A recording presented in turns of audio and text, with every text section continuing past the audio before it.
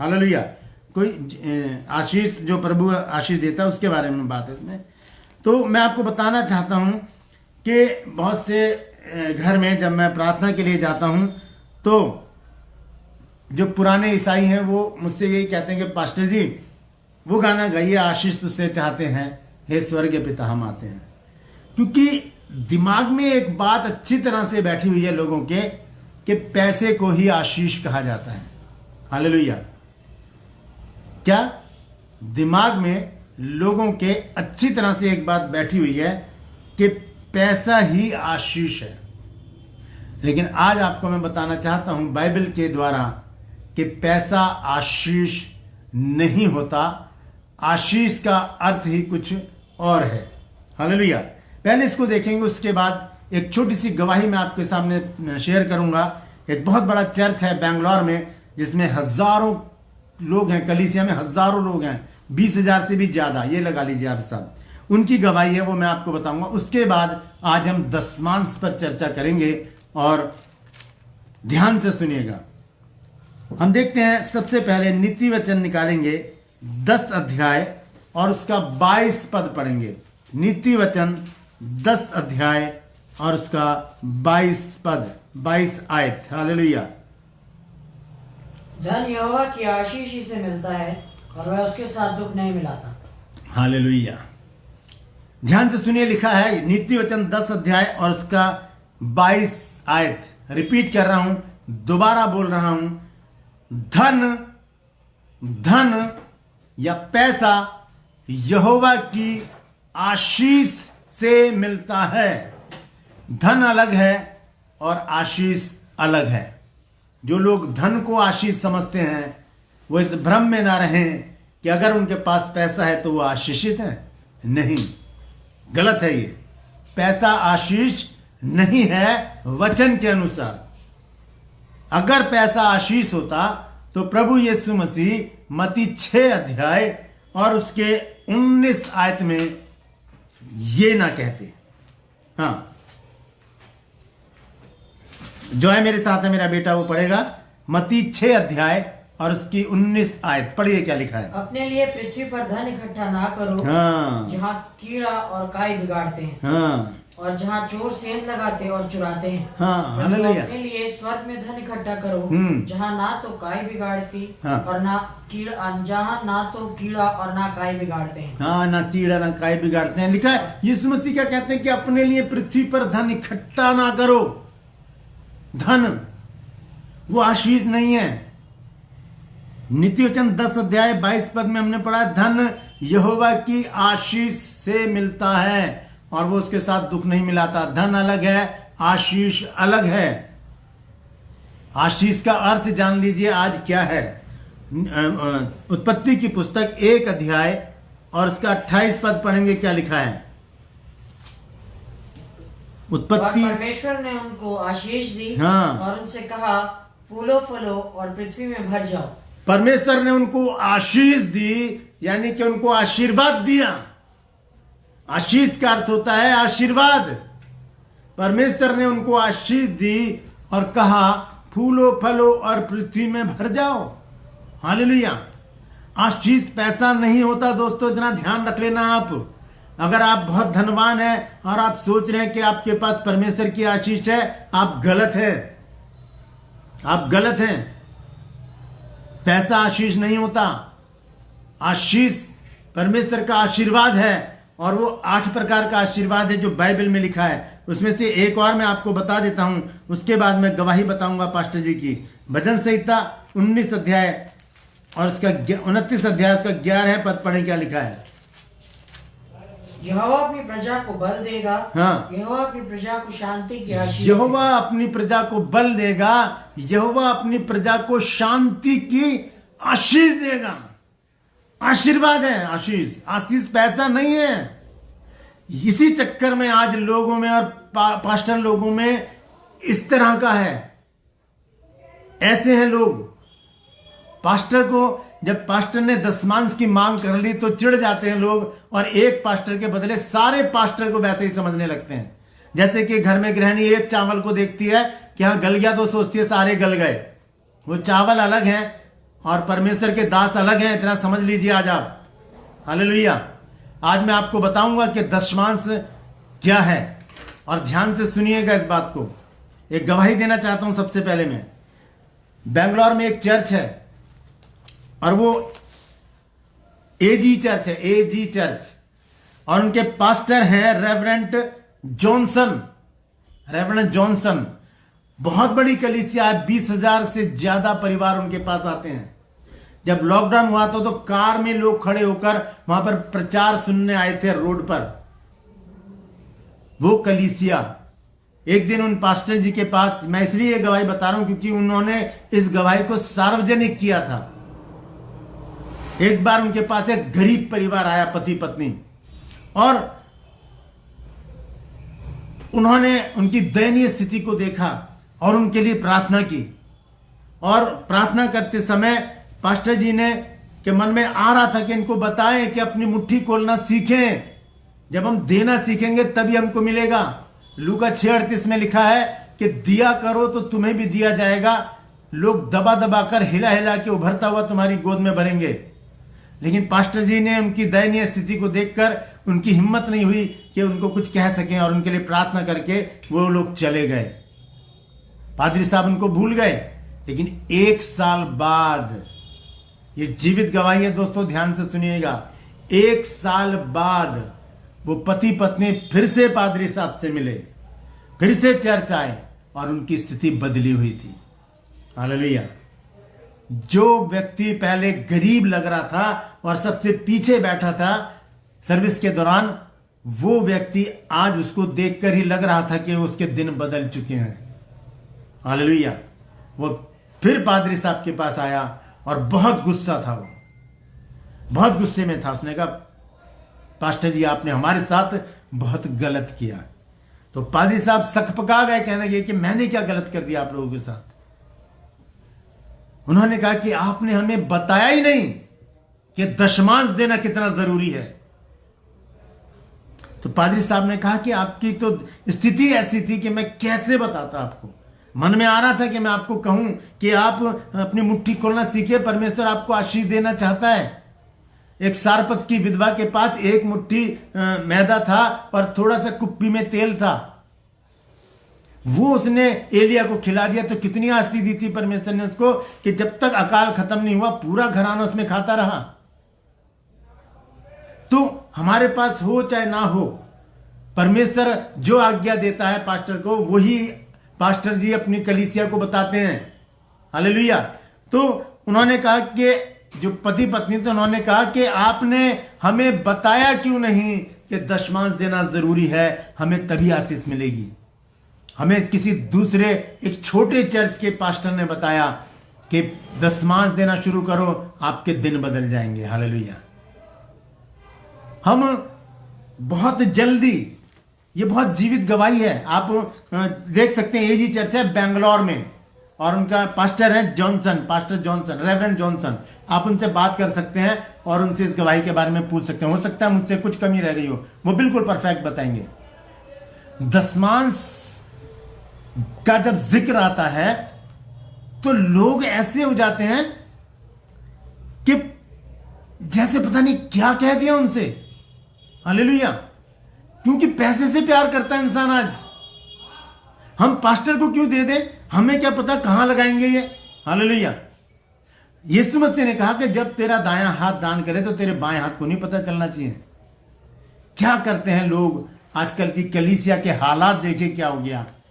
लेके चलते हैं पूरी बाइबल, लेके चलते हैं पूरी बाइबल, लेकिन जब दशमांश का जिक्र आता है तब कहते हैं तो पुराने नियम की बात है। हालेलुया। शर्म की बात है ये, शर्म की बात। मैं बताता हूं कैसे शर्म की बात है। शर्म की बात है ये अगर हम दशमांश को पुराने नियम की बात कह के इग्नोर कर देते हैं।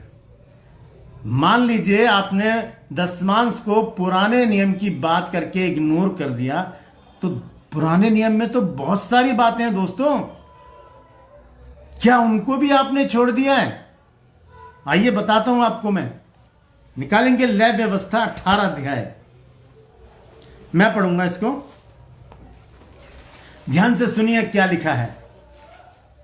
फिर यहोवा ने मूसा से कहा, ध्यान से सुनिएगा, जो वचन को नया नियम और पुराना नियम करके मानते हैं ना दशमांश के चक्कर में, ये वचन मैं उनके लिए सुना रहा हूं, ध्यान से सुन ले, कान खोल ले अपने। हालेलुया। जब दशमांश का जब जिक्र आता है ना तो कहते हैं ये पुराने नियम की विधि है। अब पुराने नियम की बात सुनिए, क्या आपने इसको छोड़ दिया है? आप इसको भी नहीं मानते क्या? क्या है वो बातें? ले व्यवस्था 18 अध्याय पढ़ रहा हूं मैं। फिर यहोवा ने मूसा से कहा, इजरायलियों से कहे कि मैं तुम्हारा परमेश्वर यहोवा हूं। तुम मिस्र देश के कामों के अनुसार जिसमें तुम रहते थे ना करना, और कनान देश के कामों के अनुसार भी जहां मैं तुम्हें ले चलता हूं ना करना, और ना उन देशों के विधियों पर चलना। मेरे ही नियमों को मानना, मेरी ही विधियों को मानते हुए उन पर चलना। मैं तुम्हारा परमेश्वर यहोवा हूं। हालेलुया। जो छोटी वाली नीली बाइबल निकाल के लिए मेरे ड्रॉर में से। मेरे ही नियमों को मानना और मेरी ही विधियों को मानते हुए उन पर चलना। मैं तुम्हारा परमेश्वर यहोवा हूं। इसलिए तुम मेरे नियमों, मेरी विधियों को निरंतर मानना। जो मनुष्य माने वह उनके कारण जीवित रहेगा। अब सुनिए पुराना नियम क्या कह रहा है। अगर आप नहीं मानते दशमांश को, ना मानिए, आपको इन बातों को मानना पड़ेगा। फिर क्या कहते हैं? 6 आयत पढ़ रहा हूं मैं।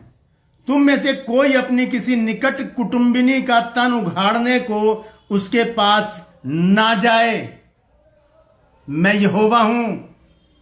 ये पुराना नियम पढ़ रहा हूं मैं, मना लिखा है, मत मानिए इसको। हालेलुया। मत मानिए, पुराने नियम की बात है। क्यों पूरी बाइबल लेके चलते हैं आप? दशमांश का जिक्र आता है तो आप नया नियम और पुराना नियम 2 भागों में बांट देते हैं बाइबल को। ये तो शर्म की बात है मेरे और आपके लिए। लिखा है यहां पर, ध्यान से सुनिए क्या लिखा है। ये उनके लिए है जो नया नियम और पुराना नियम करके चलते हैं। तुम में से कोई अपनी किसी निकट कुटुंबिनी का तन उघाड़ने को उसके पास ना जाए। अब आप कहेंगे ये तो इजरायलियों के लिए था। तो यीशु मसीह ने किसको शिक्षा दी थी? यीशु मसीह ने चेलों को दी थी, आपको नहीं दी थी शिक्षा। क्यों मानते फिर आप? हालेलुया। चेलों को शिक्षा दी थी यीशु मसीह ने। हालेलुया। तो 7वें आयत में लिखा, अपनी माता का तन जो तुम्हारे पिता का तन है ना उघाड़ना। वह तो तुम्हारी माता है, इसलिए तुम उसका तन ना उघाड़ना। अपनी सौतेली माता का भी तन ना उघाड़ना, वह तो तुम्हारे पिता का ही तन है। अपनी बहन चाहे सगी हो चाहे सौतेली हो, चाहे वह घर में उत्पन्न हुई हो चाहे बाहर, उसका तन ना उघाड़ना। ये पुराना नियम कह रहा है भैया। ये पुराना नियम आपने जिसको 2 भाग कर दिया ना बाइबल को, आप ये बाइबल लेके चला कीजिए जो पुराना नियम और नया नियम क्या के चलते हैं ना। ये छोटी सी है, ये दिखेगी भी नहीं किसी को, जेब में आपके आराम से आ जाएगी, आपको कोई टेंशन नहीं होगी। क्यों इतना बोझ उठाते हैं आप? बहुत भारी है ये, बहुत भारी है। क्यों उठाते हैं आप? दशमांश की बात आती है आप ऐसे विचलित हो जाते हैं कि आपने वचन को ही 2 फाड़ कर दिया। आपने वचन को ही नया नियम और पुराना नियम कर दिया, जबकि ये नया नियम पुराना नियम नहीं है। ये पवित्र शास्त्र है पूरा, ये बाइबल है। अगर ये नया नियम पुराना नियम होता तो प्रभु यीशु मसीह कहीं पर भी पुराने नियम का उदाहरण नहीं देते। हालेलुया। आगे देखें क्या लिखा है 11 आयत में, 10 आयत में। अपनी पोती व अपनी नातिनी का तन ना उघाड़ना, उनकी देह तो मानो तुम्हारी ही है। तुम्हारी सौतेली बहन जो तुम्हारे पिता से उत्पन्न हुई है वह तुम्हारी बहन है, इस कारण उसका तन ना उघाड़ना। अपनी फूफी का तन ना उघाड़ना, वह तो तुम्हारे पिता की निकट कुटुंबिनी है। अपनी मौसी का तन ना उघाड़ना, क्योंकि वह तुम्हारे माता की निकट कुटुंबिनी है। अपने चाचा का तन ना उघाड़ना, अर्थात उसकी स्त्री के पास न जाना, वह तो तुम्हारी चाची है। अपनी बहू का तन ना उघाड़ना, वह तो तुम्हारे बेटे की स्त्री है, इस कारण तुम उसका तन ना उघाड़ना। अपनी भाभी का भी तन ना उघाड़ना, वह तो तुम्हारे भाई का ही तन है। ये पुराने नियम की बातें मैं पढ़ रहा हूं दोस्तों। जब दशमांश का जिक्र आता है तो बाइबल को 2 भाग क्यों कर दिया जाता है कि ये तो पुराने नियम की बात है, ये तो पुराने नियम की बात है, मत मानो ना उसको। फिर तो इनको क्यों मानते हो भैया आप? इनको क्यों मानते हो? इनको भी छोड़ो, ये भी आपके लिए पुराने नियम की बात है, हम तो करेंगे। हम तो उगाड़ेंगे तन, किसी का भी हो, कोई सी भी स्त्री हम तो उगाड़ेंगे। ये पुराने नियम की बात है। हालेलुया। बहुत सारी बातें हैं पुराने नियम में, लेकिन पुराना नियम अगर देह है तो नया नियम उसकी आत्मा है। हम किसी भी रीति से बाइबल को अलग नहीं कर सकते। ये परमेश्वर का वचन है, इसे पवित्र आत्मा ने जोड़ा है। अगर आप इसको अलग कर रहे हैं तो आप पाप कर रहे हैं। हालेलुया। और पाप का दंड क्या है परमेश्वर आपको बता देगा। हालेलुया। दशमांश नए नियम की विधि है, पुराने नियम की विधि है, पुराने नियम की विधि है। और बहुत से लोग क्या करते हैं, जब दशमांश का जिक्र आता है तो उसे क्या कह देते हैं, ये तो पुराने नियम की बात है। तो आप फिर ये बाइबल लेके चलिए ना, ये नया नियम लीजिए, अपनी जेब में डालिए, आराम से आ जाएगी। जरूरत भी नहीं है, इसकी भी जरूरत नहीं है आपको, तो फोन में चल गई आजकल बाइबल, उसको लेके चलिए आप। क्यों अपने हिस्से का हम अपनी तरफ बटोर लेते हैं?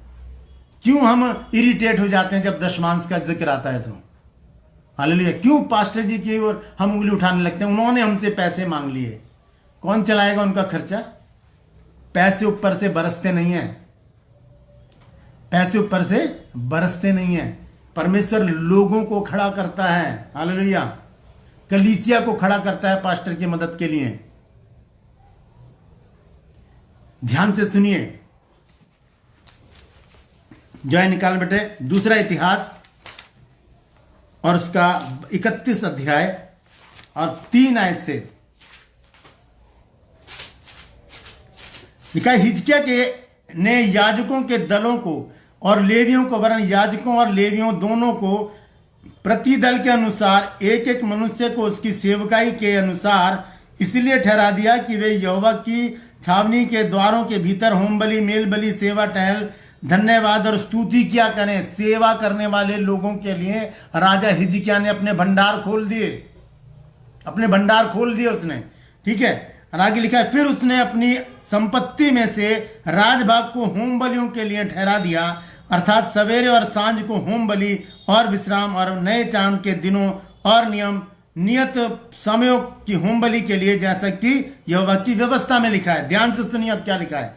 4 पद में लिखा है, और उसने यरूशलेम में रहने वालों को, याजकों और लेवियों को उनका भाग देने की आज्ञा दी, ताकि वे यहोवा की व्यवस्था के काम मन लगा के कर सकें। हालेलुया। आज अगर आपके पास्टर ने आपसे दशमांश का जिक्र कर दिया तो आप विचलित हो गए क्योंकि उसने पैसे मांग लिए। कितना प्यार करते हैं आप पैसे से? आप पास्टर के ऊपर उंगली उठा रहे हैं कि उन्होंने पैसे मांग लिए। आप अपने को नहीं देख रहे कि आपने कितना प्यार किया पैसे से। हालेलुया। पैसे के चक्कर में आपने कलीसिया छोड़ दी, पैसे के चक्कर में आप पास्टर को बुरा भला कह रहे हैं। हालेलुया। जबकि गमलीएल को देखिए, गमलीएल ने क्या कहा था जब चेलों को यहूदियों ने पकड़ लिया, तब गमलीएल ने कहा इनसे जरा सावधानी से बर्ताव करना, अगर ये परमेश्वर की तरफ से है तो तुम इन्हें रोक नहीं सकते, और कहीं ऐसा ना हो कि तुम परमेश्वर से भी लड़ने वाले ठहरो। हालेलुया। जो पास्टर के ऊपर उंगली उठाता है वो परमेश्वर के ऊपर उंगली उठाता है। जो पास्टर को बुरा भला कहता है वो परमेश्वर को बुरा भला कहता है। जो पास्टर के साथ बदतमीजी करता है वो परमेश्वर के साथ बदतमीजी करता है, और परमेश्वर उसका दंड जरूर देता है। हालेलुया। क्योंकि परमेश्वर के चुने हुए लोग हैं ये। हालेलुया। एक गलती कर रहा है, आपने सबको रख दिया। हालेलुया। आपने सबके ऊपर डंडे चला दिए। क्यों? आप न्यायी बन गए क्या? आपके हाथ में दे दिया परमेश्वर ने न्याय कि जाओ पास्टर का न्याय करो। हालेलुया। नहीं, न्याय करना सिर्फ और सिर्फ परमेश्वर का काम है। हालेलुया। दशमांश पुराने नियम का एक विधि है। अगर आप नहीं मानते तो आपके लिए ये नुकसानदेह है, ये नुकसानदेह है। आपको माननी पड़ेगी ये बातें, ये बाइबल की बातें हैं। मैं दावे के साथ कह सकता हूं, जिस दिन आप दशमांश देना शुरू करेंगे, आप देख लेना परमेश्वर आपको ऐसा आशीषों से भर देगा। आपके पास आनंद होगा, आपके पास प्रेम होगा, शांति होगी, आपके पास धन होगा, सारी सुख सुविधा आपके पास होंगी। हालेलुया। पैसा आशीष नहीं होता। पैसा तो अंबानी अडानी के पास भी है, तो वो आशीषित है क्या? बुरी बुरी बीमारी से ग्रस्त हैं ये लोग। तो पैसा आशीष नहीं है, परमेश्वर का आशीर्वाद आशीष है। वो आशीर्वाद हमको चाहिए। वो कब मिलता है? जब हम परमेश्वर की आज्ञा का पालन करते हैं, तब उसके आशीर्वाद हमको मिलते हैं। चलिए, मान लिया आपकी बात, मैं मान लेता हूं कि ये पुराने नियम की बात हो गई, तो नए नियम में आ जाओ। फिर अब हम निकालेंगे मत्ती 5 अध्याय,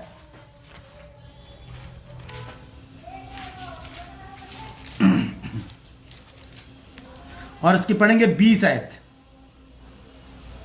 क्योंकि मैं तुमसे यह कहता हूँ कि यदि तुम्हारी धार्मिकता शास्त्रियों और फरीसियों की धार्मिकता से बढ़कर ना हो, हाँ। तो तुम स्वर्ग के राज्य में कभी प्रवेश करने ना पाओगे। हालेलुया। लिखा है, दोबारा से पढ़ो बेटा, क्या लिखा है? क्योंकि मैं तुमसे यह कहता क्योंकि हूँ। मैं तुमसे, देखिए यीशु मसीह चेलों से बात कर रहे हैं, चेलों से बात कर रहे हैं। यहां पर कह रहे हैं कि मैं तुमसे कहता हूं, यदि तुम्हारी धार्मिकता शास्त्रियों और फरीसियों से बढ़कर ना हो।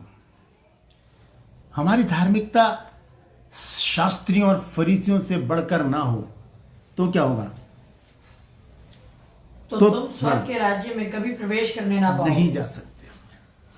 कितनी कोशिश कर लें, कितने उपवास रख लें, कितने घुटने के बल बैठ जाएं, कितनी नाक रगड़ लें, कितने हम सरदने चले जाएं, नहीं, अनंत जीवन हमें ऐसे नहीं मिलेगा। हालेलुया।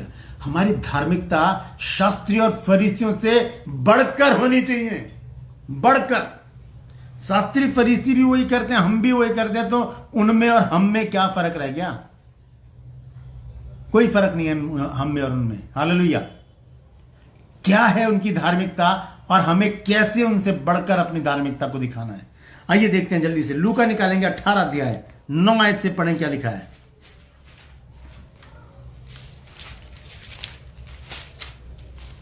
उसने उनसे जो अपने ऊपर भरोसा रखते थे कि हम धर्मी हैं और दूसरों को तुच्छ जानते थे, ये दृष्टांत कहा। 2 मनुष्य मंदिर में प्रार्थना करने के लिए गए। क्या करने गए? प्रार्थना करने के लिए। हाँ, 2 लोग जो थे वो मंदिर में प्रार्थना करने के लिए गए, और एक फरीसी था और दूसरा चुंगी लेने वाला। एक फरीसी था और दूसरा चुंगी लेने वाला। हालेलुया। हाँ, आगे पढ़े। फरीसी खड़ा होकर अपने मन में यूं प्रार्थना करने लगा, हे परमेश्वर, मैं तेरा धन्यवाद करता हूँ कि मैं दूसरे मनुष्य के समान अंधेर करने वाला, अन्यायी और व्यभिचारी नहीं। हालेलुया। फरीसी की प्रार्थना देख लीजिए, क्या प्रार्थना कर रहा है वो कह रहा है कि मैं और लोगों की तरह अंधेर करने वाला नहीं हूँ, और क्या कहता है आगे? अन्यायी और व्यभिचारी नहीं। हाँ, और ना इस चुंगी लेने वाले के समान। ना इस चुंगी लेने वाले के समान। और मैं सप्ताह में 2 बार उपवास रखता हूँ। मैं सप्ताह में 2 बार उपवास रखता हूँ। ये धार्मिकता है। ये फरीसियों की धार्मिकता है कि वो सप्ताह में 2 बार उपवास रखते हैं। यीशु मसीह ने कहा कि तुम्हारी धार्मिकता फरीसियों से बढ़कर होनी चाहिए। तो हम कितने दिन उपवास रखते हैं? हम कितने दिन उपवास रखते हैं? एक दिन, फ्राइडे का दिन होता है, उसमें उपवास रखते हैं। हमें आशीष पाने के लिए शास्त्रियों और फरीसियों से बढ़कर धार्मिकता को दिखाना होगा। और क्या लिखा दूसरी बात? मैं अपनी सब कमाई का 10वांश भी देता हूँ। हाँ, मैं अपनी कमाई का 10वां हिस्सा भी देता हूं। 10वां हिस्सा। ये तो फरीसी भी देते हैं, आपने दे दिया तो क्या एहसान कर दिया? ये तो फरीसी भी देते हैं, शास्त्री भी देते हैं। आपने मन मारकर 10वांश दे दिया साल में एक बार, तो आपने एहसान थोड़ी कर दिया परमेश्वर के ऊपर। इससे बढ़कर चाहता है परमेश्वर। लिखा है कि उसमें 5 अध्याय और इसके 20 आयत में हमने पढ़ा है कि यदि तुम्हारी धार्मिकता फरीसियों और शास्त्रियों से बढ़कर ना हो तो तुम स्वर्गीय राज्य में प्रवेश नहीं कर सकते। तो 10वांश तो ये भी देते हैं, लेकिन इनकी कहानी अलग है। इनकी कहानी अलग है, हमारी कहानी अलग है। हम तो सिर्फ कमाई का 10वां हिस्सा देते हैं, वो भी बड़ा मन मार के, यार पादरी साहब ने बोला तो देना तो पड़ेगा, है ना। अगर नहीं देंगे तो फिर हम अगर कोई मर गया तो उसे मिट्टी कौन देगा, शादी कौन पढ़ेगा, बपतिस्मा कौन देगा, डेडिकेशन कौन करेगा, लड़कियां कौन देखेगा हमारे लड़कों के लिए, लड़के कौन देखेगा हमारी लड़कियों के लिए। तो ये काम पास्टर के हैं, करो ये काम। तो इसीलिए क्या करते हैं, बड़े बोझ में, दबाव में आकर 10वांश दे देते हैं। कितना प्यार करते हैं हम पैसे से, कितने 10वांश देते हैं हम सिर्फ कमाई का। फरीसी देखिए क्या करते हैं। 23 अध्याय और इसका 23 पद पढ़ेंगे। मती परंतु वह चिल्ला मती 23 की 23। हे कपटी शास्त्री और फरीसियों, तुम पर हाय, तुम पुदीने और सौंफ और जीरे का दसवांश तो देते हो। हाँ, ध्यान से सुनिए, क्या क्या दसवांश देते हैं भैया ये लोग। इनसे बढ़कर चाहता है प्रभु हमारी धार्मिकता। क्या लिखा है? हे कपटी शास्त्रियों फरीसियों, तुम पर आए, तुम पुदीने और सौंफ और जीरे का दसवांश देते हो। हम तो लाए राशन चुपचाप से रख लिया। क्या पहुंचा दिया पादरी साहब के पास आपने? क्या पहुंचा दिया आपने? जीरे का दसवांश दिया, आटे का दसवांश दिया, चीनी का दिया, पत्ती का दिया, माचिस की तीली तक का दसवांश जाना चाहिए। हालेलुया।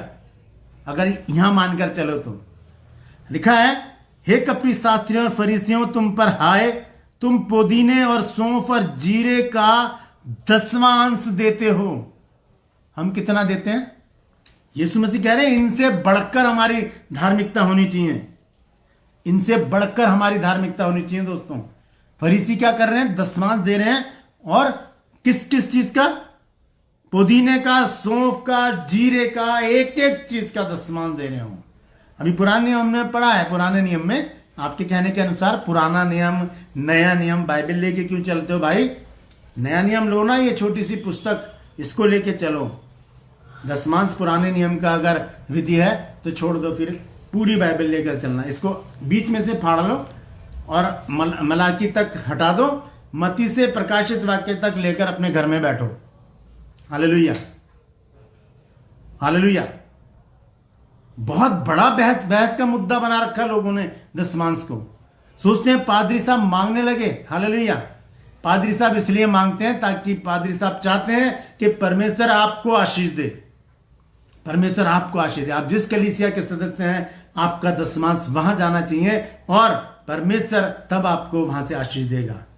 आपसे एक बार मांग लिया पादरी साहब ने तो क्या कर दिया आपने? सोचा कि पादरी साहब तो मांगने लगे। बहुत बड़े बड़े चर्च मैंने देखे हैं जहां पर मैंने जाकर दसवांश का प्रचार किया है, क्योंकि पास्टर लोग डरते हैं कि कलीसिया गलत रीति से सोचने लगती है। इस बारे में शिक्षा देने से डरते हैं। मैंने अभी एक गवाही बताई थी, बेंगलोर के एक रेवरेंट जॉनसन है, वो तक डर गए बताने के लिए दसवांश के बारे में कि ऐसा ना सोचे यार हम तो गरीबी में जी रहे, हम कहां से दें। हालेलुया। तो मैंने बहुत चर्च में जाकर दसवांश के बारे में प्रचार किया है। मुझे बुलाया जाता है इस दसवांश के प्रचार के लिए ताकि लोगों के कान खुले, क्योंकि पास्टर लोग चाहते हैं कि उनकी कलीसिया फलवंत हो, उनकी कलीसिया एक अच्छा जीवन जिए। लेकिन कलीसिया अपने आप को क्या समझती है? कलीसिया सोचती है कि हमने पास्टर को अपना नौकर बना रखा है। हालेलुया। पास्टर हमारा नौकर है, जैसा वो हम कहेंगे वैसा वो करेंगे। आपका नौकर नहीं है पास्टर। पास्टर परमेश्वर का नौकर है और आपको परमेश्वर ने उन्हें दिया है। हालेलुया। हालेलुया। तो यहां पर हम देखते हैं प्रभु यीशु मसीह ने कहा यदि तुम्हारी धार्मिकता फरीसियों और शास्त्रियों से बढ़कर ना हो तो तुम स्वर्गीय राज्य में प्रवेश नहीं कर सकते। और धार्मिकता हमने देखी अभी क्या कह रहे थे? फरीसी प्रार्थना कर रहा था चर्च में, वो कह रहा है कि मैं तो दसवांश भी देता हूं, सारी चीजों का दसवांश देता हूं और मैं हफ्ते में 2 बार उपवास रखता हूं। हम कितना दसवांश देते हैं? हम तो उसमें भी चोरी कर लेते हैं। 20,000 रुपये तनख्वाह, 2,000 तो दसवांश बनता है, उसमें से भी हम क्या करते हैं 1,000 रुपये पास्टर जी के हाथ में। पास्टर जी बोलेंगे नहीं कुछ, पैसे का मामला है, क्योंकि अगर बोल दिया तो पता चला कि आपने बुराइयां शुरू कर दी पास्टर की। आप फेसबुक पर शुरू हो जाओगे अपने पास्टर की बुराई करने के लिए। नहीं, आप फेसबुक पर शुरू हो जाओगे, आप अलग से वीडियो बनाओगे यूट्यूब पर पास्टर को बदनाम करने के लिए। कितनी अच्छी बात है ये। हालेलुया। परमेश्वर अपने दास दासियों की रक्षा करता है। ये परमेश्वर के द्वारा खड़े किए हुए लोग हैं। आप लोग कौन हैं उनके ऊपर उंगली उठाने वाले? हाँ, एक बात जानता हूं मैं, कुछ लोग गलत करते हैं और कर रहे हैं, तो हम उनके न्याय नहीं है। कुलुस्सियों 3 अध्याय के 25 पद में लिखा है, जो बुरा करता है वो अपनी बुराई का फल पाएगा, वहां किसी का भी पक्षपात नहीं है। परमेश्वर किसी का पक्ष नहीं करता। हालेलुया। तो पुराना नियम अगर आप मान रहे हैं कि पुराना नियम की जो शिक्षा है वो दशमांश की शिक्षा है, तो नए नियम में आओ। नए नियम में दशमांश से ज्यादा की मांग है। फरीसी और शास्त्री ये पुराने नियम के ही तो लोग हैं, ये दशमांश दे रहे हैं ना, तो आप कहां पर हैं फिर? आपको पैसे से प्यार है, बस परमेश्वर से प्यार नहीं है। ना परमेश्वर के उस दास से प्यार है जो रात रात को जागकर आपके लिए प्रार्थना करता है। जब आप फोन करते हो तो कभी वो फोन भी उसका स्विच ऑफ नहीं आता, तुरंत फोन को लेगा, आत्मा आपके लिए प्रार्थना करेगा। हालेलुया। आप कभी भी उसको घर पे बुलाएंगे वो दौड़ कर आएगा। धूप हो, गर्मी हो, बारिश हो, कड़ाके की ठंड पड़ रही हो, प्रभु का दास भागा भागा फिरता है सिर्फ आपके लिए। हालेलुया। तो अगर एक बार प्रभु के दास ने आपसे कह दिया दशमांश के बारे में, तो आप चिढ़ गए। कहां ले जाएंगे पैसे को? कुछ भी साथ नहीं जाएगा, कुछ भी। बड़े बड़े बिल्डिंग हैं, कारें हैं, बहुत सारा बैंक बैलेंस है, मरने के बाद कुछ भी नहीं जाएगा। आज एक व्यक्ति मर गया जिसका नाम क्या था? एमडीएच का जो चेयरपर्सन था, ऑनर, क्या नाम है उनका? कोई कुछ भी नाम हो, वो आज मर गए। 98 साल की उम्र थी। क्या ले गए अपने साथ? कुछ भी नहीं। बहुत पैसा कमाया उन्होंने, बहुत सारे हॉस्पिटल हैं उनके, एमडीएच का नाम सारी दुनिया जानती है। क्या ले गए अपने साथ? आप क्या ले जाएंगे? मैं क्या लेकर जाऊंगा? कुछ भी नहीं। अच्छे काम पीठ पीछे हमारी बढ़ाई करते हैं। हालेलुया। कुछ भी नहीं जाएगा साथ में। ये कपड़े, यहां तक कि ये शरीर भी हमारे साथ नहीं जाएगा। बाइबल में लिखा है, सबोपदेशक 12 अध्याय और उसके 7 पद में लिखा है कि मिट्टी ज्यों की त्यों मिट्टी में मिल जाएगी और आत्मा जिसे परमेश्वर ने दिया है वो आत्मा परमेश्वर के पास लौट जाएगी। तो कहां इकट्ठा कर रहे हैं धन? अगर पादरी साहब ने मांग लिया तो आपने सोचा यार मैंने तो ये करना था, वो करना था, अगर पादरी साहब को दे दिया तो कैसे चलेगा मेरा? आप एक बार देकर तो देखो। परमेश्वर आपको आशीषों से ना भर दे, मेरा नाम बदल देना आप। एक बार करके देखिए आप। हम देखते हैं सारपत की विधवा ने जब दे दिया सब कुछ, कितने आशीष दी परमेश्वर ने उसको। हालेलुया। नया नियम दशमांश की शिक्षा नहीं देता, यह बात सच है। नया नियम दशमांश से ज्यादा की शिक्षा देता है, यह बात 101% सच है। हालेलुया। निकालेंगे प्रेरितों के काम 4 अध्याय।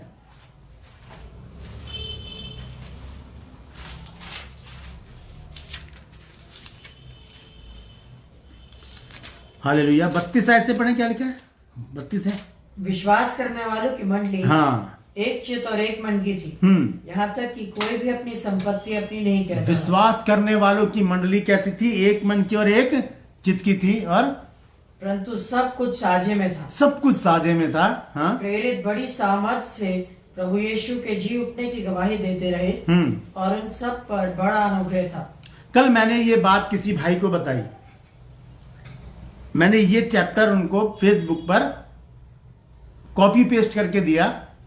तब उन्होंने कहा मेरे पास थोड़ी सी जमीन होगी और वो बेचकर मैं पादरी साहब को दे दूं तो मेरे पास क्या बचेगा। इतना लालच अच्छा नहीं है मेरे भाई। मैं आपको बताऊं, यहां पर रुक के हम देखेंगे मत्ती 19 अध्याय और उसका 27 पद पढ़ें, क्या लिखा है। और जो तुम में प्रधान होना चाहे। मत्ती 19 अध्याय और 27 पद। इस पर पतरस ने उससे कहा, देख हम तो सब कुछ छोड़ के तेरे पीछे हो लिए हैं। हाँ, पतरस ने तो सब कुछ छोड़कर यीशु मसीह के पीछे चल दिया। आप जमीन की बात कर रहे हैं भाई। पतरस कह रहा है हम तो सब कुछ छोड़कर तेरे पीछे हो लिए, तो हमें क्या मिलेगा? सब कुछ मतलब सब कुछ। आप पता है किसकी तरह हो? आप उस धनवान व्यक्ति की तरह हो। जब वो प्रभु यीशु मसीह के पास आया तब उसने कहा कि हे गुरु, मैं अनंत जीवन पाने के लिए क्या करूं? यीशु मसीह ने कहा तू शिक्षा को, आज्ञाओं को तो जानता है। हाँ, उनको मैं जानता हूं और लड़कपन से मानता आया हूं। तो यीशु मसीह ने कहा कि उसको देखा, बहुत प्यार से देखा मुस्कुराकर, फिर उससे कहा यार तू बहुत धनवान है, अपनी सारी संपत्ति बेच और मेरे पीछे हो ले। करेंगे ऐसा आप? आपने तो बोल दिया कि मेरे पास छोटा सा जमीन का टुकड़ा है, वही बेचकर मैं अगर दे दूंगा तो मेरे पास क्या बचेगा। करके देखिए आप एक बार, ना परमेश्वर आपको आशीष दे दे। बातें बनाने से नहीं होता कुछ, क्योंकि वचन में लिखा है परमेश्वर का राज्य बातों में नहीं बल्कि उसकी सामर्थ्य में है। हालेलुया, उसकी सामर्थ्य में है। सब कुछ बेचकर, सब कुछ छोड़कर हम तेरे पीछे हो लिया, हमें क्या मिलेगा? ये कौन कह रहा है? ये पतरस कह रहा है प्रभु यीशु मसीह से। हालेलुया। और यीशु ने उनसे कहा, हाँ? मैं तुमसे सच कहता हूँ कि नई सृष्टि में जब मनुष्य यीशु मसीह ने, देखिए ध्यान से सुन लीजिए अब क्या कह रहा है प्रभु यीशु मसीह। आपके पास नया नियम है, आप नए नियम के अनुयायी हैं, पुराना नियम आपने फाड़ कर फेंक दिया है, तो नए नियम की शिक्षा सुनिए क्या है। हाँ, मैं तुमसे सच कहता हूँ कि नई सृष्टि में जब मनुष्य का पुत्र नई सृष्टि में जब मनुष्य का पुत्र अपनी महिमा के सिंहासन अपनी महिमा के सिंहासन पर विराजमान होगा, तो तुम भी जो मेरे पीछे हो लिए हो 12 सिंहासनों पर बैठकर इजराइल के 12 गोत्रों का न्याय करेंगे ये लोग। इनके विषय में कहा है प्रभु यीशु मसीह ने। उसके बाद और जिस किसी ने अब पतरस से बात करना छोड़ दिया यीशु मसीह ने, अब वो मुझसे और आपसे कह रहे हैं कि जिस किसी ने घरों को या भाइयों को या बहनों को या पिता को या माता को या बाल बच्चों को या खेतों को मेरे नाम के लिए छोड़ दिया। कहाँ हो भाई, कहाँ हो आप आज? करके तो देखो कि जिस किसी ने छोड़ दिया है क्या मिलेगा उसको, बताओ जरा। उसको 100 गुना मिलेगा। उसको 100 गुना देगा परमेश्वर, 100 गुना। मैं तो 100 गुना की बात कर रहा हूं। पुराने नियम में आ जाइए, व्यवस्था विवरण 1 अध्याय और इसका 11 पद पढ़ें, क्या लिखा है।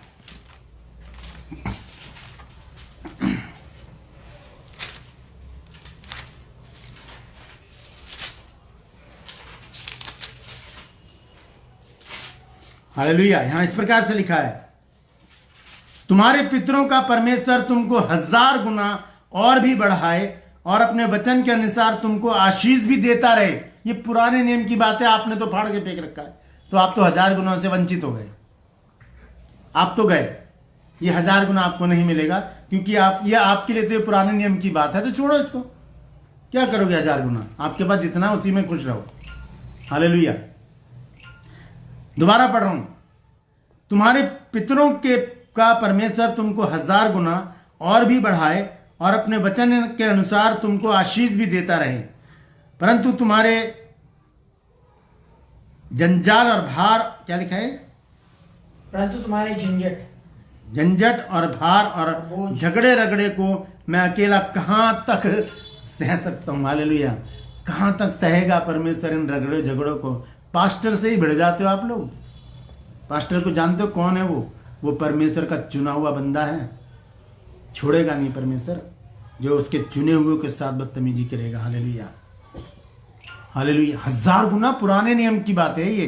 तो आपने तो पुराना नियम को निगलेक्ट कर रखा है, तो आपके लिए वो 1000 गुना खत्म, वो खत्म हो गया आपके लिए। आपके लिए नहीं है वो किनके लिए है? जो पुरानी पूरी बाइबल को लेकर चलते हैं, ये उनके लिए है। हालेलुया, उनके लिए है जो मानते हैं वचन को।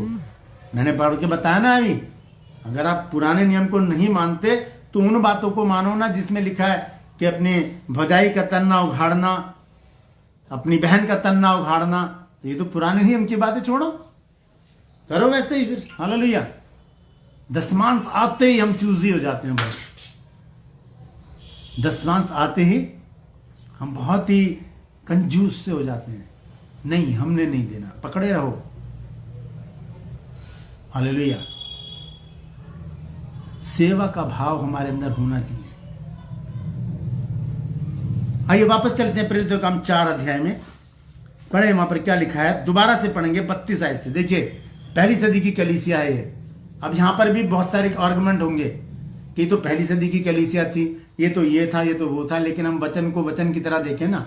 हाँ, क्या लिखा है? विश्वास करने वालों की मंडली एक चित्त और एक मन की थी। हाँ, विश्वास करने वालों की मंडली एक मन और एक चित्त की थी। और यहाँ तक कि कोई भी अपनी संपत्ति अपनी नहीं कहता था, कोई भी अपनी संपत्ति अपनी नहीं कहता था, परंतु सब कुछ साझे में था। सब कुछ साझे में था। और प्रेरित बड़ी सामर्थ्य से प्रभु यीशु के जी उठने की गवाही देते रहे, प्रेरित बड़ी सामर्थ से प्रभु यीशु मसीह के जी उठने की गवाही देते रहे, और उन सब पर बड़ा अनुग्रह था। सब पर बड़ा अनुग्रह था। हालेलुया। सब पर। हम तो चला चर्च से ही भाग जाते हैं, अनुग्रह को हम छोड़ देते हैं। हालेलुया। हम चर्च से ही भाग जाते हैं, चर्च ही छोड़ देते हैं पैसे के चक्कर में। हालेलुया। पैसे मांग लिए पादरी साहब ने, हम नहीं जाएंगे अब उस कलीसिया में। मत जाओ, छेद वाली थैली में जाते हैं फिर पैसे। हाँ, आगे पढ़े। प्रेरित बड़ी सामर्थ से प्रभु यीशु के जी उठने की गवाही देते रहे, हाँ। और उन सब पर बड़ा अनुग्रह था। उन सब पर बड़ा अनुग्रह था, और उनमें कोई भी दरिद्र ना था, कोई भी दरिद्र नहीं था, उनमें कोई भी गरीब नहीं था। हालेलुया। क्या क्या था उनका काम? क्योंकि जिनके पास भूमि या घर थे, हाँ। वह उनको बेच बेच कर बिकी हुई वस्तु का दाम लाते। कुछ भी था, बेच बेच कर लेकर आ रहे हैं। यही बात तो मैंने कल एक भाई से बोली थी। वो कह रहे मेरे पास एक भूमि होगी तो मैं बेच दूंगा, मेरे पास क्या बचा। ये अभी मैंने पढ़ के बताया है, ये मत्ती 19 की 27 आयत में पढ़ लेना भाई, अगर आप सुन रहे हो तो। पतरस ने कहा हम तो सब कुछ छोड़कर तेरे पीछे हो लिया, हमें क्या मिलेगा भाई। यीशु मसीह ने कहा तुम तो 12 गोत्रों का न्याय करोगे, लेकिन जिस किसी ने मेरे लिए सब कुछ छोड़ दिया उसको 100 गुना मिलेगा। हालेलुया। पुराना नियम 1000 गुना बताता है, तो छोड़ दो आप पुराना नियम। आपने तो पुराना नियम और नए नियम की रट लगा रखी है ना। जैसे दशमांश का जिक्र आता है आपके तो बाल खड़े हो जाते हैं, आप क्रोध में लाल हो जाते हैं कि हमसे पैसे मांगने शुरू कर दिए। पैसे का लालच अच्छा नहीं। आप पादरी साहब के ऊपर उंगली उठाते हो, आप खुद उसके दोषी हो। हालेलुया। रोमियो 2 अध्याय और उसके पहले पद में लिखा है, मैं वैसे ही बता देता हूं कि हे दोष लगाने वाले, तू कोई क्यों ना हो, तू निरुत्तर है। क्योंकि जिस बात में तू दूसरे पर दोष लगा रहा है उसी बात में तू खुद भी दोषी है। जांचिए अपने आप को, परखिए अपने आप को, कहां हो आप। इस पर बहस करना हल्की बात नहीं है, बहुत भारी पड़ती है ये बहस। हालेलुया। वचन को जानना पहचानना अलग चीज है, उसे मनन करना बहुत जरूरी है। देखें वचन कह क्या रहा है। अपनी सोच से जब हम वचन को देकर चलेंगे तो हम ऐसे ही परेशान रहेंगे। हालेलुया। क्या आपके जीवन में परेशानियां नहीं है? होती हैं। हालेलुया। तो जब हम दशवांश का नाम सुनते हैं तब हम बाइबल को 2 भाग कर देते हैं, फाड़ देते हैं बाइबल। ये तो पुराने नियम की बात है। तो पुराने नियम में तो बहुत कुछ लिखा है भाई, वो करना छोड़ दो या वो करना शुरू कर दो। आज ये रखो अपने पास, छोटी सी बाइबल है, मैंने रखी है। ये इसी संदेश के लिए अपने पास रखता हूं मैं इसको। ये रखो अपने पास, हल्की सी है। ये तो बहुत भारी है, इसमें तो 66 पुस्तकें हैं, आपको 27 पुस्तकों की जरूरत है बस। ये 39 आपके लायक नहीं है, क्योंकि इसी में तो 1000 गुना परमेश्वर हमको देने के वायदा करता है। हालेलुया। यहां पर क्या है कि पुराने नई सदी की जो कलीसिया, पहली सदी की कलीसिया, वो सब लोग साझे के सब कुछ बेच बेच के वो ला रहे हैं, और सब लोग क्या कर रहे हैं, प्रभु के काम में लगे हुए हैं। उनको किसी से कुछ लेना देना नहीं, कुछ लेना देना नहीं। हालेलुया। कुछ लेना देना नहीं। ये छोटी सी कहानी सुनाता हूं, सच्ची कहानी है ये। और मैं ये कहानी मैंने स्टेला दिनाकरन की पुस्तक में पढ़ी थी। एक लड़की थी, ये दान की बात बता रहा हूं मैं। वो जब ऑफिस से आई, एक जगह प्रार्थना हो रही थी, और जब प्रार्थना हो रही थी तो पादरी साहब ने कहा अब हम दान लेंगे। कभी दान नहीं होता था, उस दिन परमेश्वर ने उनके मन में डाला कि हम दान लेंगे। और क्या हुआ, थैली घूम रही थी, परमेश्वर ने उसके मन में डाला जितने तेरे पर्स में सब डाल दे। हालेलुया। बहुत परेशान थी कि कैसे मैं चलाऊंगी खर्चा, मुझे आना जाना, ये वो, बहुत सारे खर्चे उसके दिमाग में दौड़ने लगे। जैसे ही थैली उसके पास है, उसने डाला हाथ, सारे पैसे उसमें डाल दिए। और क्या हुआ, दूसरे दिन जब वो ऑफिस गई तो उसके टेबल पे एक लिफाफा रखा था। उसने खोलकर देखा कागज, उस पर लिखा था कि तुम्हारी तनख्वाह 3000 रुपए बढ़ा दी गई है। एक बार दिया था उसने परमेश्वर को, परमेश्वर ने हर महीने 3,000 रुपए उसको दिए जब तक वो जॉब करेगी। हालेलुया। हम प्रार्थना क्यों करते हैं? क्योंकि हमें हमारे दिमाग में एक वचन हमेशा रहता है, मांगो तो तुम्हें दिया जाएगा, तो मांगना शुरू कर देते हैं। लेकिन हमारे दिमाग में लूका 6:38 क्यों नहीं आता? लूका 6:38 में लिखा है, दिया करो तो तुम्हें भी दिया जाएगा, लोग दबा दबा कर हिला हिला कर उभरता हुआ तुम्हारी गोद में भरेंगे। हालेलुया। बाइबल किसी भी रीति से नया नियम और पुराना नियम नहीं है। ये पूरा पवित्र शास्त्र है, पूरा। इसे 40 लोगों ने मिलकर लिखा है, पवित्र आत्मा की अगुवाई में लिखा है, और 1600 वर्षों में इसको लिखा गया। इतनी मेहनत को आप लोग बेकार कर देते हैं नया नियम और पुराना नियम कहकर। ये तो शर्म की बात है आपके लिए, बहुत शर्म की बात है। आप दो फाड़ कर रहे हैं परमेश्वर के वचन को।